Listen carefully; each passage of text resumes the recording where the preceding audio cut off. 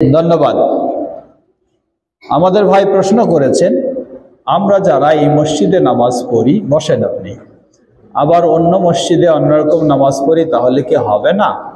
আসলে আমি এই কথাটা বলি নাই, আপনার হয়তো সম্পূর্ণটা আপনি ভালো করে শোনেন নাই, যার কারণে আপনি এই ধরনের বুঝেছেন।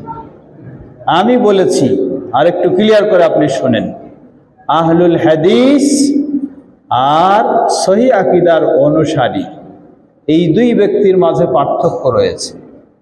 যিনি আহলুল হাদিস বলে নিজেকে পরিচিত করবেন, মনে করবেন, তিনি পৃথিবীর যেই প্রান্তেই থাকুন না কেন একই আকীদার উপরে থাকবেন, একই আমলের উপরে থাকবেন, কখনো ভিন্ন ভিন্ন হবে না। আর যিনি এই পরিচয় নয়, হয়তো নিজেকে সহি আকীদা বা এই ধরনের দাবি করেন, তিনি তার সুবিধা মতো যখন যেখানে যাবেন তখন সেভাবেই চলবেন।